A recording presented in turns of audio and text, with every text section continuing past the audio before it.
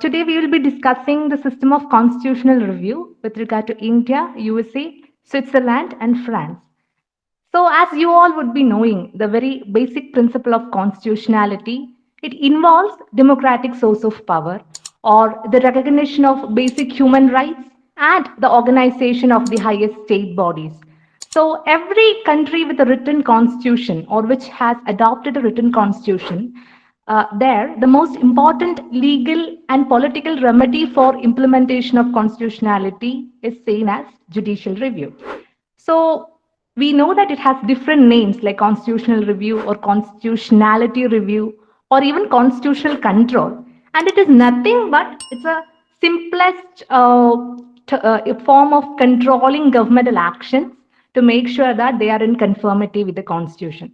Or we can say that it is nothing else but it is the evaluation of the constitutionality of laws and is supposed to be a system of preventing any kind of violation of the rights granted by the constitution to make sure that the mechanism is working efficiently and to ensure the stability and preservation of the constitutional system. So like any other mechanism, constitutional review or judicial review also has certain objectives. So let's see what these objectives are. We know that this system, that is judicial review, is important because laws which are passed need to be checked to make sure that they are constitutional. And we know that it's important because it allows the higher courts to review the outcomes of the lower courts. And it is a check and balance on the different branches of the government. And the most important objective of judicial review is nothing else but, as you would be knowing, to protect individual rights or to balance governmental powers and create and maintain equality to every person. So we can say that the system of civil liberties that we know today would be very different if we didn't have a judicial review. Now, let's see what are the different models of judicial review. Globally speaking, there are two prominent models of judicial review. That is, first, the American judicial review, and then we have the European model of constitutional review. Now, what exactly is the American judicial review? It's nothing else but it's a way of reviewing power wherein the judicial courts are authorized to declare any act of the legislature or the executive as unconstitutional if it is found to be inconsistent with the constitution. And what exactly is the European model of constitutional review? It is something wherein there are separate constitutional courts that decide the constitutionality of the acts framed by the executives or any kind of legislative enactment. Now, coming to the jurisdictions of the courts in this regard, I like to say that the main distinction in jurisdiction is whether the country has a centralized or a decentralized system of adjudication. So we have told that we have two systems, that is the American system and the European model of constitutional review. So how do we distinguish between their jurisdiction? So we have to see whether it's a centralized system of adjudication or a decentralized system of adjudication. So the United States, as we have discussed earlier, is typically identified as the primary example of decentralized review because the United States Supreme Court, it does not have exclusive jurisdiction over the cases regarding constitutional questions. But coming to the American courts, they may hear cases that involve constitutional questions also, and the Supreme Court can hear appeals of those cases. So in contrast, in a centralized system of constitutional review means that only a specialized court may hear cases regarding constitutional questions, and the power of constitutional review is given to one institution to check the legality of the government. And a classic example for that would be Europe, as we have discussed earlier. Now let us see, coming to the different countries, what exactly is the concept of constitutional review in India? Now, before going into the details of constitutional review, in India, we have to understand that there are certain concepts of law which primarily need to be understood in order to have a better understanding of judicial review. It's nothing else but procedure established by law. So what is procedure established by law? We know that it's a term that we hear often in the legal parlance, but what exactly is the procedure established by law? It means that A law enacted by the legislature or the concerned body is valid only if the correct procedure has been followed to the letter. That is what procedure established by law means. The second concept would be due process of law. Now, what is due process of law? We know that it's a doctrine. So, what does this doctrine say? This doctrine says that, or it not only checks if there is a law to deprive the life and personal liberty of a person, but it also ensures that law is made fair and just. And India follows procedure established by law. Now, coming to judicial review in India. We know that Article 13 speaks about judicial review. What does it say? All law in force immediately before the commencement of this constitution in the territory of India, insofar as they are inconsistent with the provisions of this part, shall, to the extent of such inconsistency, be void. So, here in our country too, it's nothing else but a type of court proceeding in which judge or the judiciary reviews the lawfulness of a decision or rather an action which is made by a public body. So, in simple words, we can say that judicial reviews are a challenge to the way in which a decision has been made rather than the rights and wrongs of the conclusions which are reached. Okay, so let's see what does Article 13 talk about. What kind of power does Article 13 talk about? The next question. So it is a power exerted by the courts of a country to examine the actions of the legislature, the executive and the administrative arms of the government. And why they are doing so? They are doing so to ensure that the actions taken by these bodies conform to the provisions of the nation's constitution. So we can see that judicial review has few important functions, and two of them are legitimizing government action and the protection of the constitution against any undue encroachment by the government. Now, there are three types of constitutional review or judicial review. One is review of legislative actions. The second is review of administrative actions and the review of judicial actions. So, review of legislative actions implies the power to ensure that laws passed by the legislature are in compliance with the constitution or the provisions of the constitution. They go hand in hand with the provisions of the constitution. And review of administrative actions, it's nothing but it's a tool for ensuring constitutional discipline over administrative agencies while they are exercising their powers. And what is review of judicial decisions? This review is used to correct or make any changes in the previous decisions by the judiciary itself. Now, why is judicial review important? As you can see, it is essential for maintaining the supremacy of the constitution. It's essential for checking the possible misuse of power, and it protects the rights of people, maintains federal balance, and secure the independence of the judiciary. And the most important thing, it prevents tyranny by the executives. Now, like any other system or mechanism, there are problems with judicial review also. The most negative aspect of judicial review is that it limits the functioning of the government. And sometimes it violates the limit of powers set to be exercised by the constitution when it overrides any existing law. In India, a separation of functions rather than separation of powers is followed. So sometimes what happens is that the concept of separation of powers is not strictly adhered. But the system, certainly it allows checks and balances, but sometimes what happens is that the judiciary can be seen to be overstepping its the limits of its powers. So what happens is that sometimes people may have a tendency of diminishing their faith in the integrity, quality, and efficiency of the government, because if the courts are keeping on changing the acts of the government, or putting their hand in the functions of the government, there's a tendency that people would lose their faith in the government. Now, coming to the constitutional provisions of judicial review, as we know, there is no direct and express provision in the constitution empowering the courts to invalidate laws. But the constitution has imposed definite limitation upon each of the organs, the transgression of which would make the law void. And the court is entrusted with the task of deciding whether any of the constitutional limitations has been transgressed or not. And that is what exactly is judicial review. And we do have many articles, though not expressly speaking about judicial review. We have Article 372(1), which speaks about judicial review of pre-constitutional legislations. Again, we have Article 13, we have Article 32 and 226, we have Article 251, 254, 246, Clause 3, which ensures that state legislatures' exclusive power is on matters pertaining to the statelets.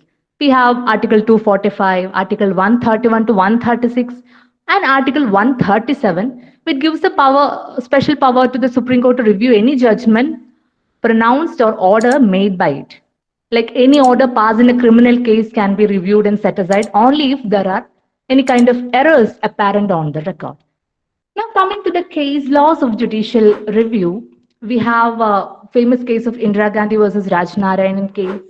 We have SP Sampath Kumar versus Union of India, wherein Justice P.N. Bhagwati, relying on Minerva Mills Limited case, declared that it was well settled that judicial review is a basic and essential feature of the Constitution, and if the power of judicial review was absolutely taken away, Constitution would cease to be what it is today. Again, we have Quixote Holohan versus Zachilhar, which is a 1992 case, wherein another constitutional bench, while examining the validity of para 7 of the 10th schedule of the Constitution, which excluded judicial review of the decision of the Speaker or the Chairman on the disqualification of the MLAs and MPs, therein he observed that it was unnecessary to pronounce on the contention whether judicial review is a basic feature of the Constitution, and that para 7 of the 10th schedule violated such basic structure. And subsequently, we have L.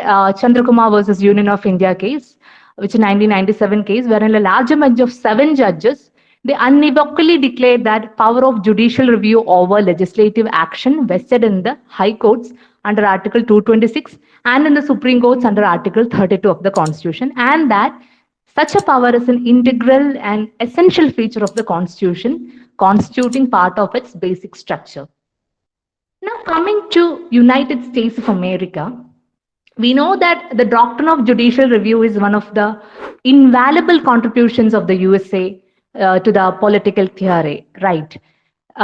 We can say that it has been the result of a judicial decision, and its continuance has been possible due to some conventions. So the concept of judicial review for the first time was developed by the Chief Justice Marshall of the American Supreme Court and the famous case of Madbury versus Madison, which is an 1803 case.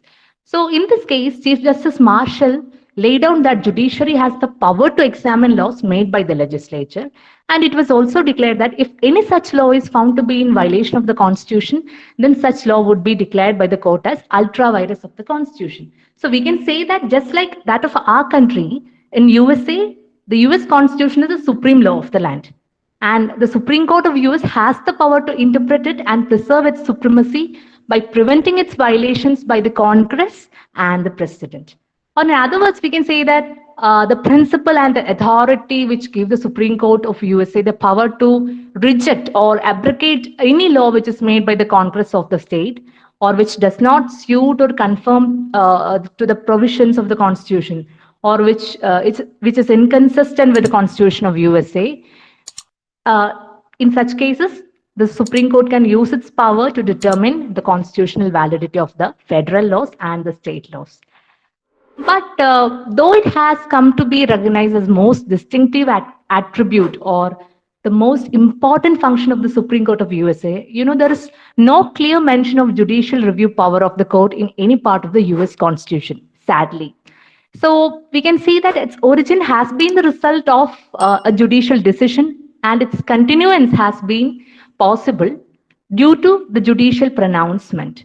But even though the US Constitution does not mention judicial review, if you refer to the pages of history, this power has been used before 1787 by courts in a number of cases. Again, we can see that in 1796, in the case of Hilton versus Virginia, which is the first case in which the US Supreme Court has used this power, is yet another example. Again, in 1803, the power of judicial review was used for the first time by the Supreme Court to declare an act of the Congress as unconstitutional. Coming back to 1803, for the famous case of Madbury versus Madison, again the Supreme Court has used this power.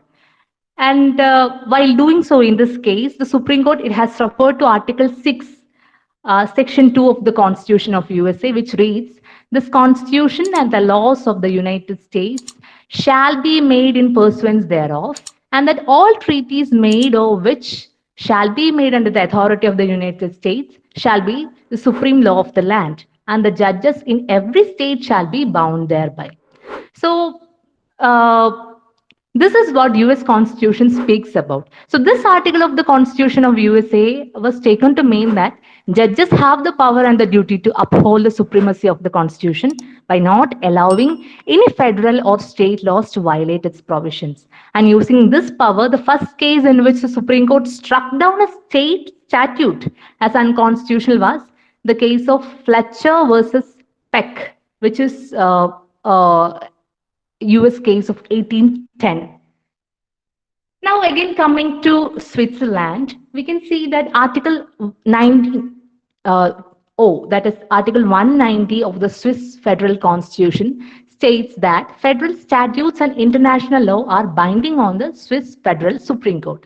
In consequence, you can see that the courts they are not empowered to review the constitutionality of federal statute, but there will be possible they will have the power to construe statutes so as not to create a conflict with the constitution. So the courts can suspend the application of federal statutes which are in conflict with the international law, but they can tend to exercise this power cautiously and differentially.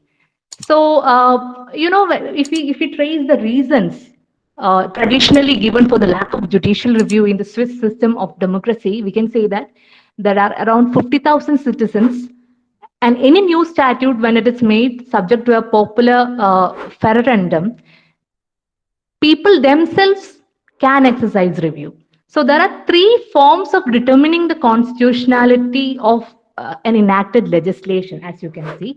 That is, first one is political review, wherein a political body determines the validity of one of its own laws.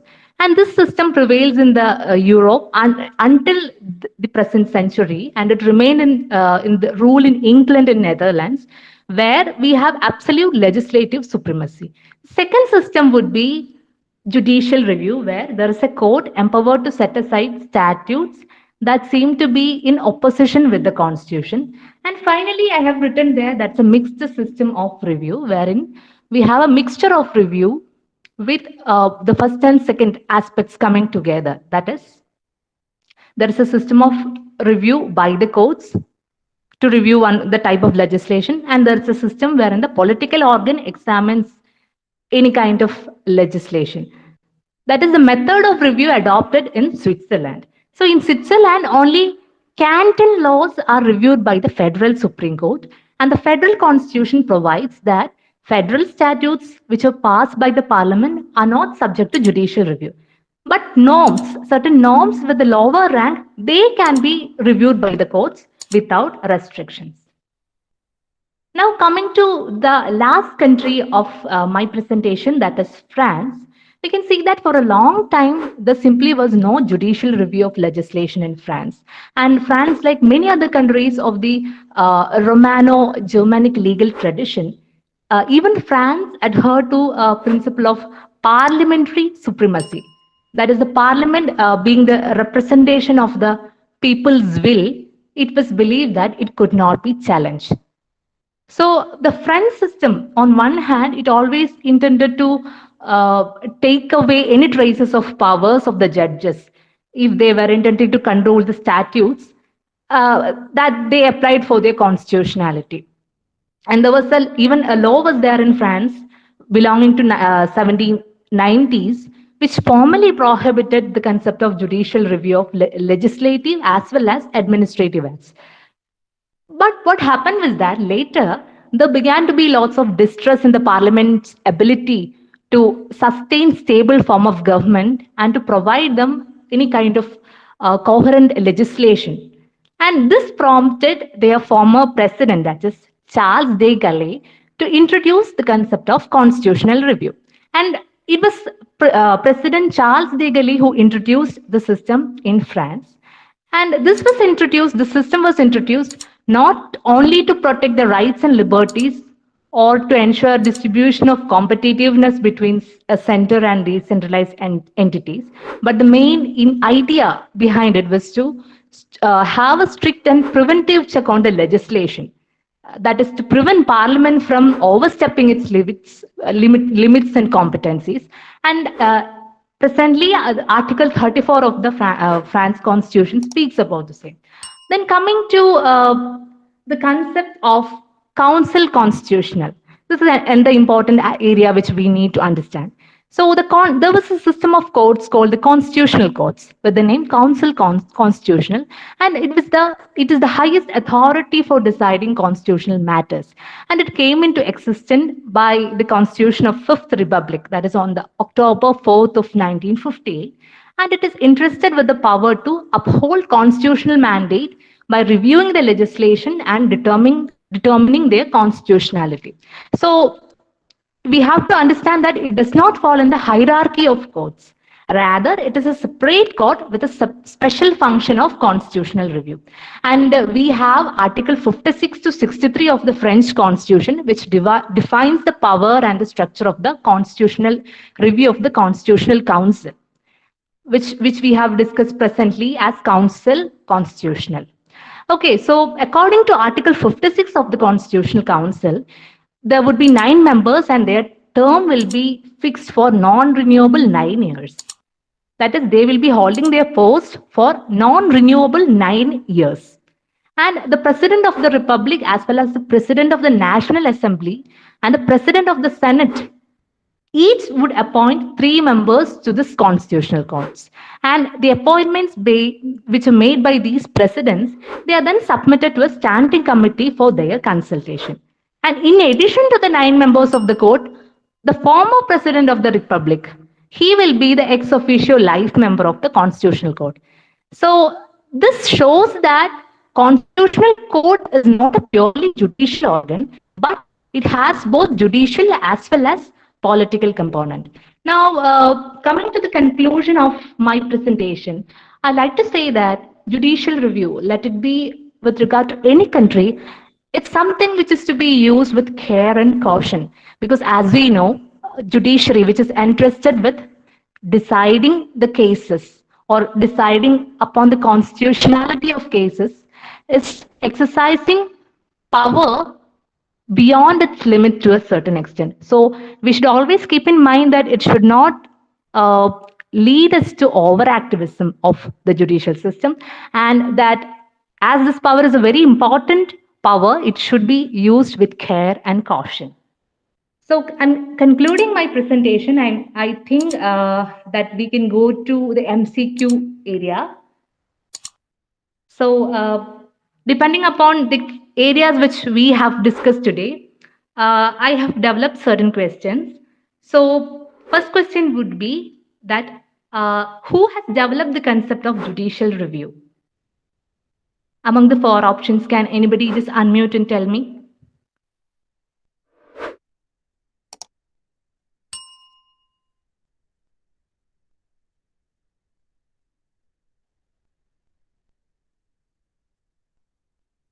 Okay, the first answer, the first question's answer would be Justice Marshall. So it was Justice Marshall who has developed the concept of judicial review.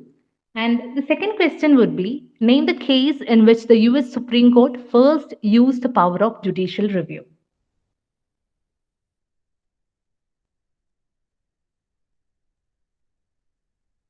The answer for this is Hilton versus Virginia, which is 1796 case.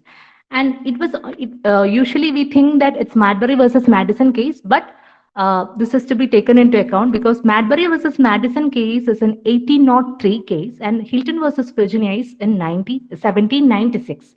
So it was Hilton versus Virginia, which was the first case in which the Supreme Court of USA used its power of judicial review. The third question would be, Which article of the Swiss Federal Constitution states that federal statutes and international law are binding on the Swiss Federal Supreme Court? We have four articles, that is Article 190, 129, 119, and 109.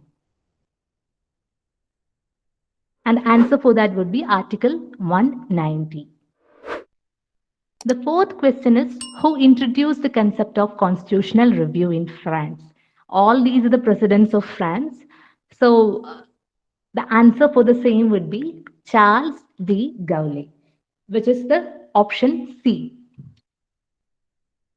And the fifth and the last question would be, given below a few Indian cases on judicial review, choose the options mentioning their correct chronology. I have given around 7 options here, and the correct answer would be option A, which states 1, 2, 3, 4, 5, 6, and 7. I'd like to say the years of the same because in Shankari Prasad versus Union of India, it was decided in 1951. Again, coming to Sajjan Singh versus State of Rajasthan, it was decided in 1965. Then I.C. Golaknath versus and others versus State of Punjab, it was decided in 1967. And Keshavananda Bharati, as you know, it was decided in 1973. And Indira Gandhi versus Raj Narayan in 1975. Minerva Mills versus Union of India in 1980. And I.R. Coelho versus State of Tamil Nadu was decided in 2008. So these cases are very important when we are discussing judicial review. And these are the chronology for the same. I will be disclosing the answers in the next slide. That is the options as well as the question numbers and their answers. So that's all with my presentation. Thank you for your kind attention. അങ്ങനെ നോക്കുമ്പോൾ നമുക്കിത് മനസ്സിലാവും. See, 80 Article 80 is what about the composition of the Council of composition of the